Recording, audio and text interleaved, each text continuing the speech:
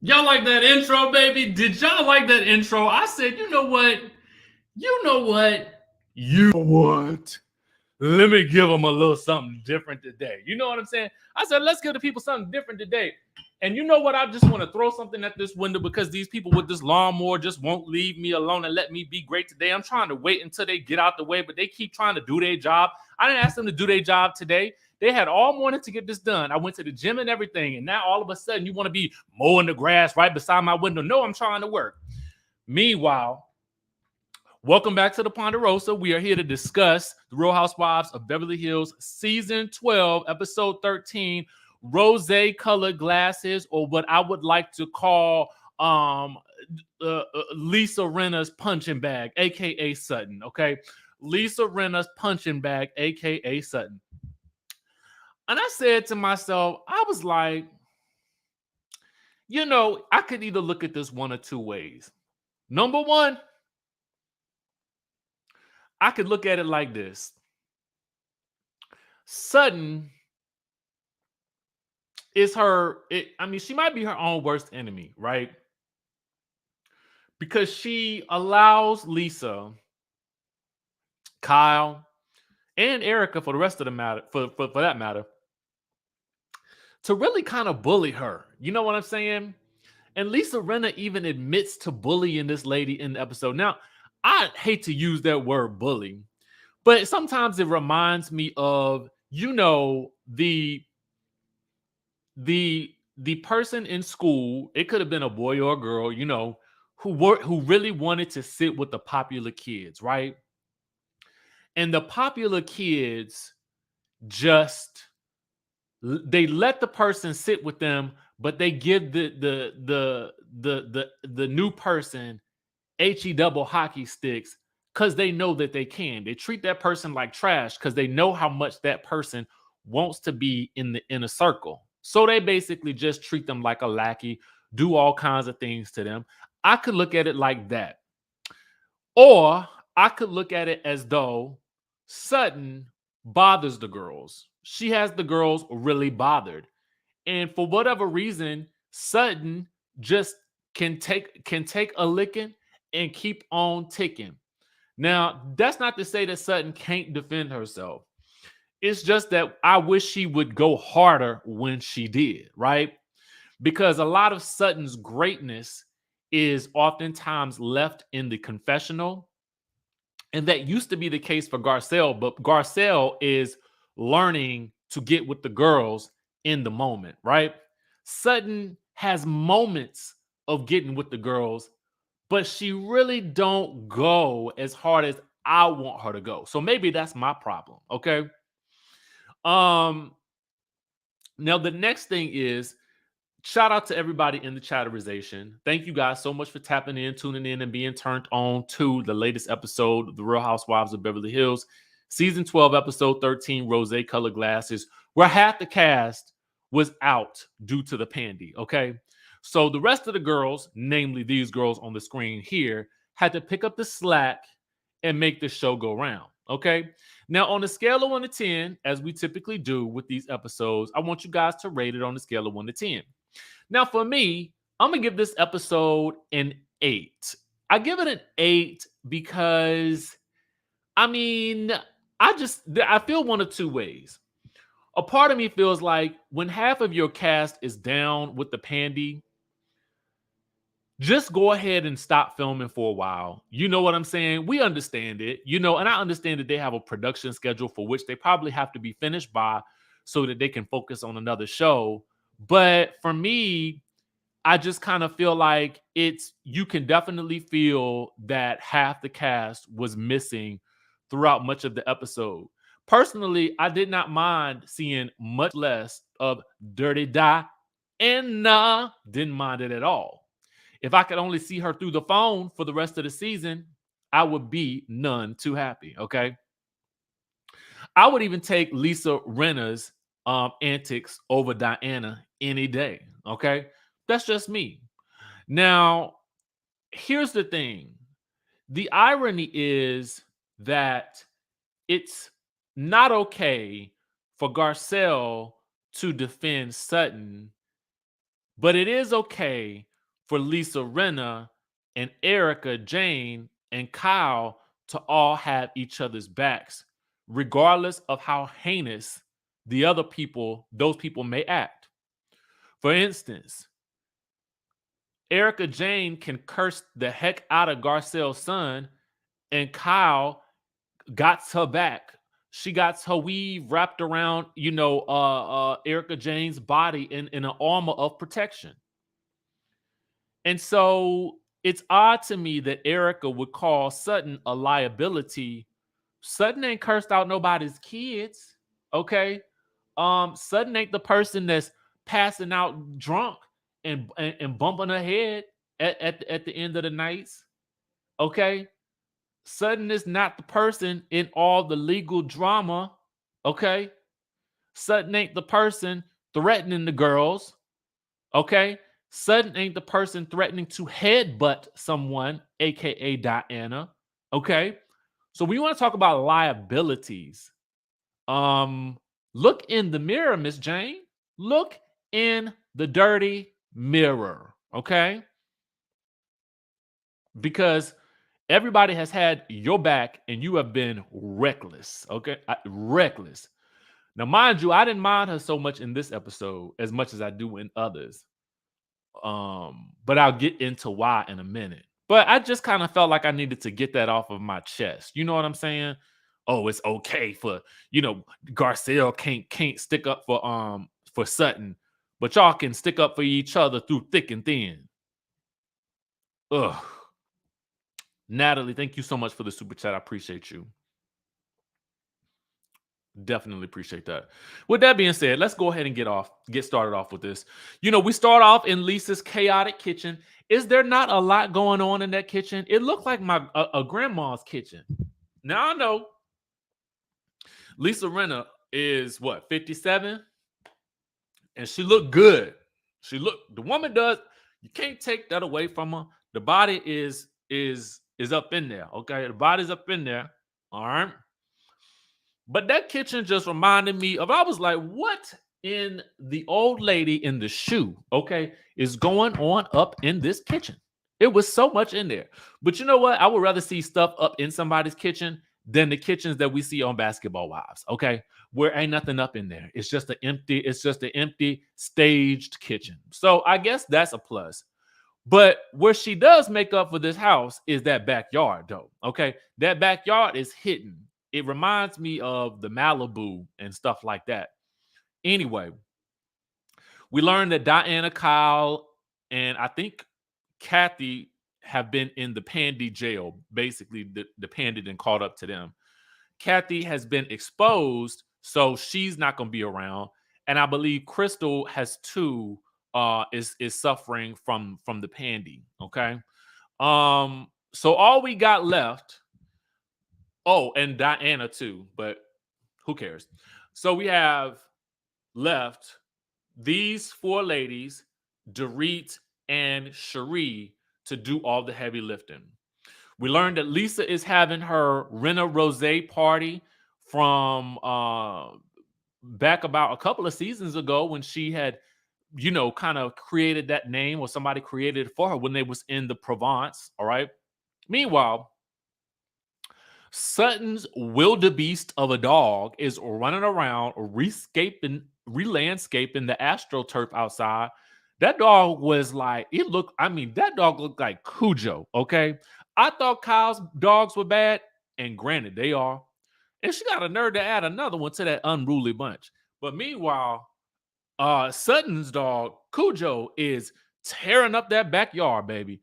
He is tearing up that grass like it was a threadbare rug.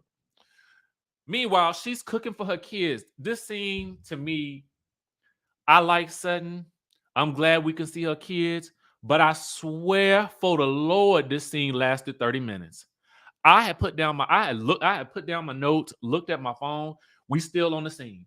I went to the kitchen, got me a Coca-Cola. We still in the scene. I had to go use the bathroom for a second. We still in this scene. And this scene consisted of her making some mayonnaise-filled chicken salad. I do not, first of all, now, sometimes I'll eat some chicken salad. I ain't gonna front. It ain't my favorite thing to eat. I don't like food with a whole bunch of mayonnaise in it. And even her son was like, that's a man. I think her daughter was like, that's a whole mayonnaise menagerie of stuff. It's just not for me. But 30 minutes later, she's finally made this, and off we go. Garcelle meets with Dorit, and they have completely moved beyond their issues. Thank the Lord. Garcelle is doing the audio portion of her books, and she's nervous about putting things out there. Like she had let me put this down in the comment section. Let me put the banner up. She says that she had an alleged experience with Bill Cosby that was scary. We don't get into much more of that, but I guess you got to buy the book to find out. Meanwhile, Garcelle asked about PK's DUI, and Dorit says alleged DUI. Now, girl, I'm gonna be honest with you. I was like, alleged? What? Last week it was a DUI. Is it alleged this week? What is alleged? How is it a DUI or is it not a DUI?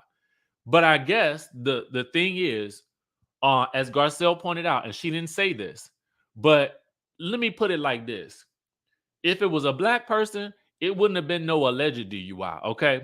And as Garcelle stated, in her world, aka most of our world, the police is not gonna drive you home, okay?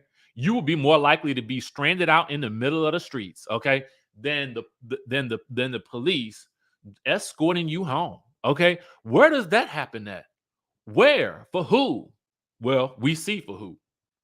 Meanwhile, they talk about Erika and her drinking and, wonder if she's going to have any drinks at the upcoming Rinna Rosé launch.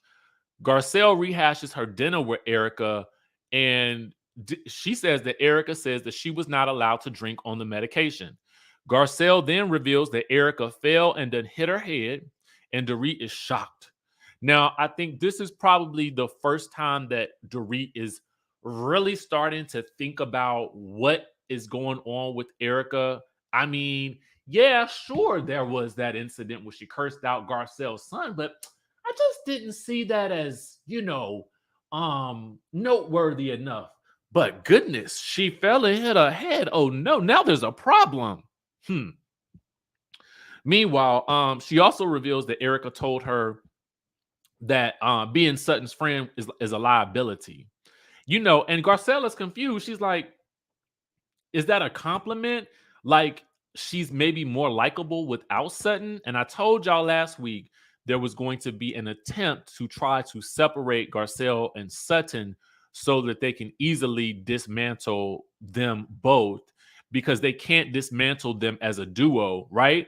So the Fox Force 14 or whoever it is, they decide that that's their next attempt, is to try to separate Garcelle and Sutton. And this is, to me, their subtle way of doing it. But Garcelle jokes that, if we driving off a cliff, I'm not driving off with Sutton, okay? I ain't helping nobody. I'm helping myself. I'm on an island. I'm literally, I feel like Garcelle is like, she's Sutton's friend, but I don't feel like she about to go down with anybody's ship. Meanwhile, over at the Pretty Mess hair headquarters, okay, her team meets to discuss PR boxes for this weave line. You can get your box of bundles if you got some clout. And so they touch on dating. Apparently, Mauricio tried to hook her up with somebody. There's yet the 1,157th conversation about Erika getting some D. That's all she talk about right now, is getting the D. Somebody suggested that she would be a good dominatrix. Okay. Now, y'all know that there was those Army Hammer rumors going on because it was alleged that they was neighbors. Okay. If you don't know who Army Hammer is, Google him. Okay. And you will understand what this is all about, because there are lots of allegations out there about him that I won't get into here. But to be quite honest with you, I do feel like, based on her persona, that she would be a good dominatrix. And hey, listen, that could be a way for you to make some extra coins. I mean, I don't know. You might even want to look into OnlyFans. You know what I'm saying? I mean, while we're going there, I mean, if good D is what you're after, why not advertise and make some money while you're doing it? Listen, I know that y'all might judge me for what I'm saying to her, but listen, Hear me out. If all you talking about in every scene is getting some good D, why don't you go on over to the OnlyFans, start yourself an OnlyFans, and I am sure you can find some D up in them DMs. Okay. Meanwhile, she's thinking about calling it the Pretty Mess Dungeon, but she suggests that her people, her trademark attorney, jump on that. And I'm thinking to myself, you want your trademark attorney to jump on the Pretty Mess Dungeon? Shouldn't your attorney be more focused on these lawsuits that they serving you with when you come back from vacation? Is that? I don't know about. Listen, I don't know about the trademarks right now, honey. I think you might want to go and have these people, have your lawyers, on the ready, on the speed dial, not for the trademarks, but for the lawsuits, because they're piling up. They is. All right. Right. I'm only going to one dungeon. Okay. Miss D Green says the double standards and shenanigans on the show makes me begin to question why I watch. Garcelle keeps me going, and if she leaves, I'm out.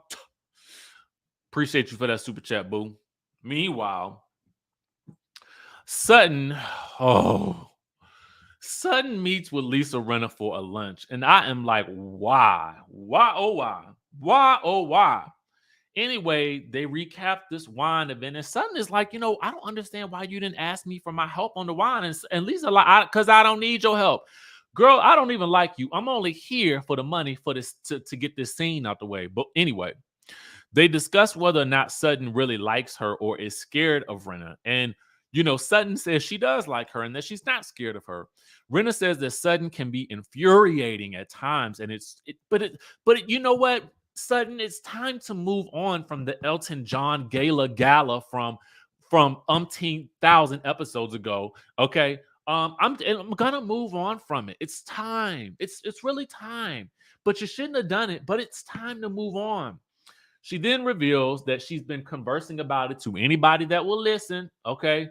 And she says that it's fun to torture Sutton. This is where I felt like Sutton is the new girl on the block, the kind of, there was always a kid in school who was trying to, again, sit with the popular crowd. The popular crowd would let them, only to really make fun of them and to make that person the butt of all of their jokes.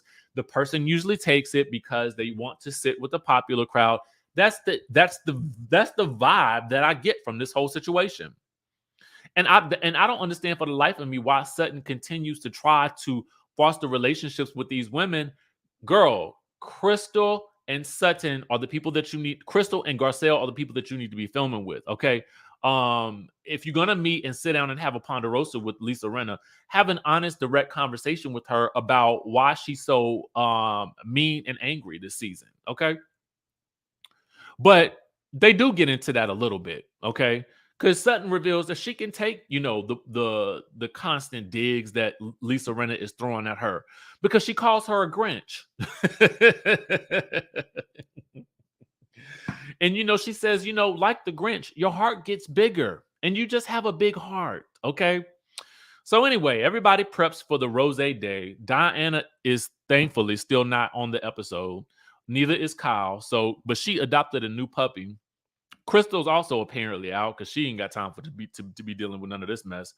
At that point, I kind of wondered, maybe y'all should just cancel filming if can't nobody show up. You know what I'm saying? I mean, I don't know. Just my thoughts.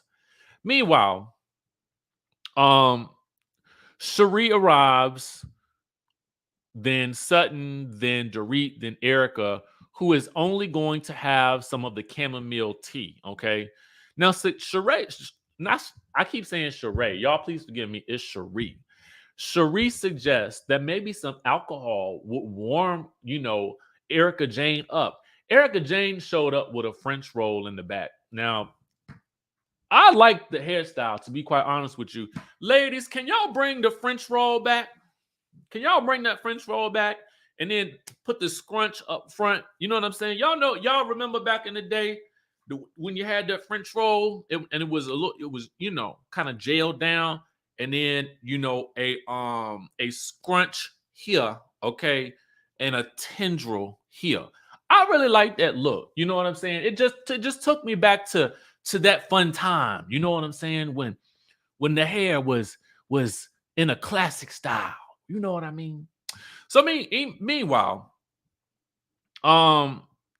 some kind of way. Oh, Erika says that on the bottles of, all of her pills and potions, that it says for her not to drink anything. Okay, so she shouldn't be drinking at all while she's on all of these concoctions that the people then gave her that she done got from somewhere. Anyway, Harry Hamlin graces us with his presence as well. Cherie asked Harry on a scale of 1 to 10 how he would rate Lisa's BJs because she wrote the instruction manual on the BJ. I don't know how we got on this subject. I'm not going to stay on it for long because I don't really want to talk about it. Meanwhile, Erika has reveals that she talked to Crystal about her eating disorder. Now, Dorit reveals that Crystal told her that she was vomiting every single day. I said every day. Well, Lord, I didn't know it was every day. And I thought to myself, I don't know if that is their business to be telling right now. I would feel very uncomfortable saying that about anybody. I feel uncomfortable saying it right now because I don't know that she does that every day. I didn't hear her say that it was every day. I did feel like I heard her say she was still going through the situation. But when I heard Doris say, well, she says she's doing it every day. And they're all like, well, she's talking about it all over social media. She's talking about it to all of us and crying and carrying on. Why don't the girl just get some help? She should realize that she can get some help. She has all that access in the world. And Sutton is like, no, wait a minute. Whoa, whoa, whoa, whoa, whoa. Y'all gonna talk about the girl's eating disorder while she's not here? Okay, no. And how do y'all know that she's not getting help? You know what I'm saying? Just because she ain't told y'all, like, how did any of them feel? Like, it's just, I'm gonna tell y'all the truth. That to me is something that I feel like if you want to address somebody's eating disorder with them on camera, you should do it with them there. You should do it to their face. You should do it if you're in the group or however you choose to do it, but you do it to that person's face and you have that conversation with them because that is such a sensitive subject. And you don't know, I mean, in telling us that she's doing it every day is it's very revealing about that situation. It's in the sense that it's TMI for the audience if it's not coming from that person. That's all I have to say about it, right? I think I feel extra sensitive about it because that's a real thing, right? That's a real thing. That's not just for a TV. Like that's something she's actively dealing with. And I commend her for being brave enough to speak about it. But I think the casual conversation about it and why she's not getting any treatment is kind of like very interesting to me. It's very odd. And so I agree with Sutton. Like, I don't want to have this conversation when she's not here. So, Rinna, her business partner comes out and they start to get to drinking the wine. There's a brut rosé, and they talk about, I thought about it myself. I said maybe I should come out with if she can come out with a Rinna rosé. I mean, I can come up with a Richie rosé. You know what I'm saying? A brut. You know what I'm saying? I like champagne. I drink all the champagne. So we might just have to have us a little Richie rosé. The brut for the sparkling. You know what I'm saying? I mean, if Martell can come out with a wine, if Lisa Rinna can come out with a wine, we can come up with a wine, baby. It'll be Richie Rose in stores, okay, in January 2023. Okay. We're gonna do it soon. Okay, we're gonna make it happen real soon. Get your pre-order your Richie Rose now. Okay. I ain't got a website, but just tell me that you want some. Okay. And I'll pour some on you when I see you. All right. How about that? Meanwhile, I swear they moved to 17 tables yesterday. It was a table for the pre-gathering, the pre-drink. It was a table for the tasting. It was a table to talk about people. It was a table for separate conversation. It was 17 tables outside. I said, no, this is musical tables right here. Okay. But so anyway, um, oh, Doree has a friend that is into Garcelle, but of course the moment cannot be about Garcelle because Erika is there. And Erika is stark raving, hungry and thirsty for the D.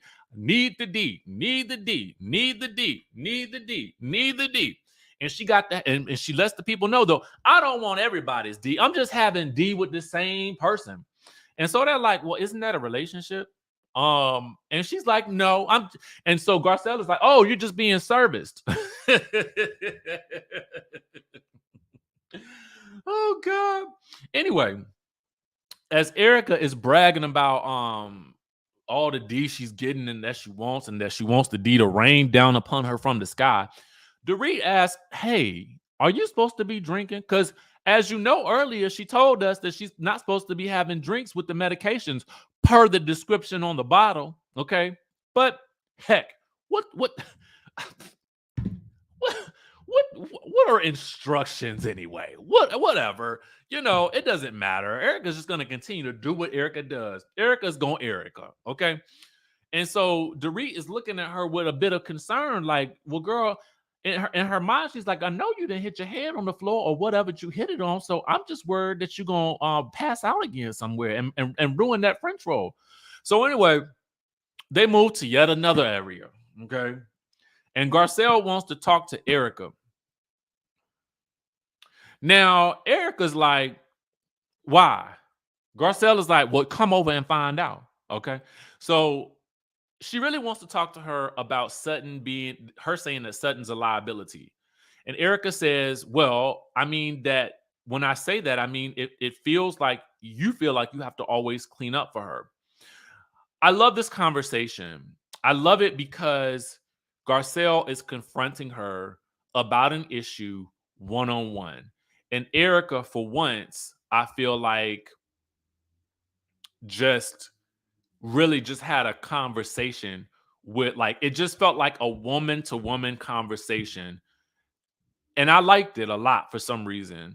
And Garcelle, in doing the right thing, she feels like, well, let's bring Sutton over into this. Since you're talking about her, I'm going to go ahead and let her know that this is what's going on. And Erika's like, I don't see a need for that. I don't think it's the right time or whatever. So Erika wonders if Garcelle would stick up for her in the same way that she does for Sutton. And the reality is that Erika says that she feels like Garcelle doesn't trust her. And honestly, Garcelle says that she doesn't trust everything that she says. And again, this conversation to me was something that was very tense. It was very frank, but it was also it wasn't melodramatic. It felt to me like one of the most real conversations I've seen on this show in a minute. You know what I'm saying? Nobody was being performative. I felt like they were both speaking calmly. I felt like they were both just having a dialogue, and it might have gotten more dramatic had Sutton come over. But I respect the fact that Garcelle wanted to bring her into this conversation. And I can also respect the fact that maybe Erika didn't want to have her in that conversation. But it don't really matter because Garcelle already told Sutton, we're going to see that in the flashback, because as soon as they leave that conversation, as soon as they sit down, okay, Garcelle ain't even got her butt warm in the seat. And Sutton is like, I do not like that I have been called a liability at all. Garcelle's face is like, girl, I just told you 20 minutes ago, I told you I was going to handle it. I was going to handle it. But Sutton said, oh no, I'm confronting this girl today. And I like that she did that. I actually, it kind of threw Garcelle under the bus a bit, but I like that Sutton is like, I'm going to deal with this issue head on, face to face, and it's going to be what it's going to be. And Erika did not look the least bit surprised, because I'm sure she felt like Garcelle probably had already told her. And basically, Garcelle says the same thing. I mean, Erika says the same thing that she said before. I feel like Garcelle is constantly cleaning up your mess. And Sutton is like, well, if you felt like that, you tell me that. Don't tell her. And I was like, oh, Sutton. Oh, yes. Set up some boundaries for yourself. And so Sutton is like, so why am I a liability as a friend? And that's when Erika also said reiterates because she cleans up all your messes. And I'm like, but Kyle and Rinna clean up yours. So what's the difference? And yours be sloppy drunk messes. Anyway, Erika points out that Sutton's issues with Diana, herself, and Lisa, when they all happen, that Garcelle is always there to defend her. And I'm like, because y'all always be ganging up on her. Somebody has to. And Sutton is like, well, that's what a friend does. I wish that Sutton in that moment would have said what I wanted her to say. Okay. But she didn't. So then Garcelle is like, why is it like I can't have her back? Basically, in the way that you guys have each other's back. And Erika's point is that Garcelle has never tried to embarrass or hurt anyone in support of Sutton, but Sutton did that when she went on Watch What Happens Live and talked about the Elton John situation with Lisa. And I'm like, are we still talking about this? We cannot still be talking about this issue. We cannot be talking about it. We cannot. And the fact of the matter is, Sutton had even produced receipts that proved her point. We've already done this. We're going backwards? Okay. So at that point, Sutton says she did not understand the capacity of the hurt that Lisa was experiencing. And Lisa says that it hurts her and it hurts Harry and it hurts the family and it hurts the girls. It hurts everybody. Okay. And Sutton is like, Lisa says, you have to figure out why you're so busy hurting all of us. So Sutton thinks that Lisa is just angry with her and reminds her that they've talked about forgiveness, and it doesn't sound like Lisa is forgiving her, okay? And she reminds her that at their lunch, things went very differently than it's going right now, and then Lisa is going off on her. So Sutton says, I knew that you would do this. I knew the moment you had an audience that you was going to change your tune, okay? You was going to change that tune the moment you got in front of a group of girls, all right? And basically Sutton has to say, I mean, I wish she would have said this in reality, but sometimes I think that maybe, I don't think that Sutton is as quick as her wit is when she's in her confessional, because she says the soap actress in Lisa never leaves her body. It would take an exorcism to get the soap actress out. And baby, when I tell you something, that encapsulates everything about Lisa Rinna on this show for the past several seasons. Girl, you in this soap opera actress thing that you were given with your dramatics that have become quite stale, okay? They've become quite stale and predictable because really there's not much of your life that we're given, to be quite honest with you, outside of this being a walking billboard for Rinna lips and for the Rinna Rosé. But otherwise, you ain't really given. All you doing is provoking other people and pushing and using other people as your story situation. And I hate that whole idea of using somebody for a storyline. But I mean, in this situation, it's clear, it's the truth. Y'all got over this situation about the whole Elton John thing episodes ago, weeks upon weeks ago. Why are you still even talking about this? And why is it making you so upset? And how in the world did it affect Harry Hamlin and your daughters? Okay, I don't understand it. I don't even understand why your daughters are brought into it. But anyway, Sutton says something very poignant. She says, I cannot help you forgive me because I do like you. And so then Lisa, is making fun of her accent. I cannot help you forgive me or whatever. And Sutton says, I think you're a good person. Some days. Let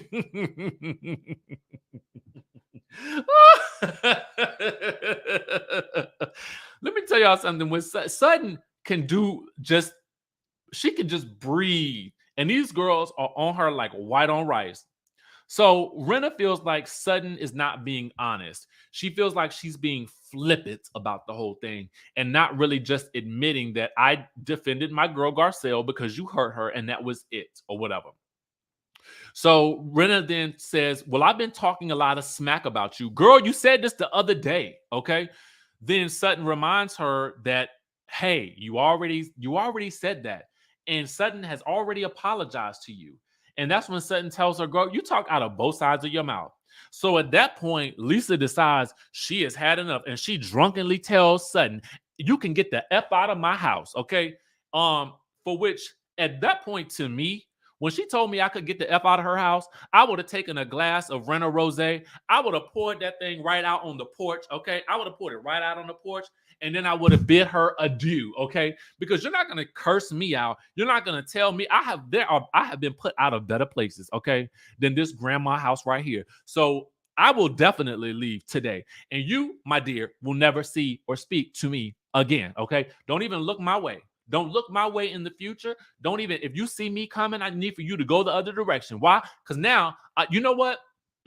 No, you can't even film with me no more. Stay away from me. Stay 50 feet away from me. Because honestly, without me, there is no you this season. How about that? Okay. So anyway, Lisa continues to go off, okay? She is literally going off. And she's going off about Sutton coming for her, her husband, her kids. And Sutton once again apologizes for humiliating Lisa. So that just makes Lisa even more mad. And Lisa's like, you didn't humiliate me. You humiliated yourself and the charity or whatever.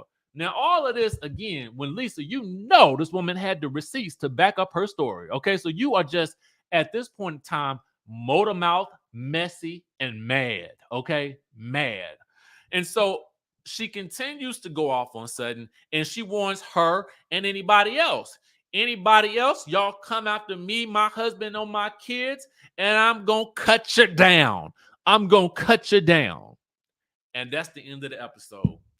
I said, first of all, my questions were, Cherie, Garcelle, why are y'all just sitting here? But see, Erika had already gotten Garcelle in a trick bag.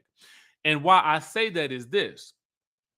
If Garcelle had spoken up for Sutton in that moment, they would have just said, oh, see, this is what I'm talking about. You're always just defending her. You're always just defending her. But at the end of the day, somebody probably should have. But I don't even understand why, again, Sutton even continue to sit there. I would not listen. Somebody kicks you out of their house, you leave. I always tell you, go where you are celebrated, not where you are tolerated. And this woman would never have an opportunity to come at me ever again. Because the thing about Sutton is she is going to get under the rest of the girl's skin regardless. So Sutton will always have something to do on this show. The thing about Lisa is, without Sutton this season, she has nothing to do. Nothing. But Rinna Rosé, Rinna Lip Kit. And when you get to the point where the show simply becomes an advertising vehicle for all of your products and your wares, it begins to drain on the audience, and it brings the storyline down. And it just shows that this is all you're here for, is to promote your products, which, again, it's a smart thing to do if you're giving us other aspects of your story as well. Weave those products and services and things like that into the mix of what you have going on in your life. But otherwise, and if you filmed more and the producers aren't showing it, that's a whole nother situation. Okay, something you might want to look at, because that happened to Teddy too. And look at her. So with that being said, y'all, that is our recap for the Real Housewives of Beverly Hills, season 12, episode 13. I'm going to be very honest with you guys. I was so tired last night. I did not watch Dubai. I need to watch it. I wasn't able to recap last week because I was in, where was I at? I think I was in Jackson, Mississippi, and my plane got in so late. And I was just so tired last night because I have just been filming and doing work and scheduling interviews and stuff like that. So y'all have to work with me on that. I'm going to try to watch it today because I don't want to lose track of that. But I will tell you guys that give you this bit of early information right here. Let me upload it real quick for y'all. That we do have an interview coming up tomorrow. I'm going to post the thumbnail for it here. We do have an interview coming up tomorrow with Letitia Pearson from Bell Collective. So hopefully you guys will tune in for that as well. I'm going to try to release that sometime in the morning so you guys will be able to get to see that. I mean, and this is a great conversation. So with that being said, I will catch you guys in the next video, and y'all know how I feel about y'all. Love y'all to death, and I'll catch y'all later.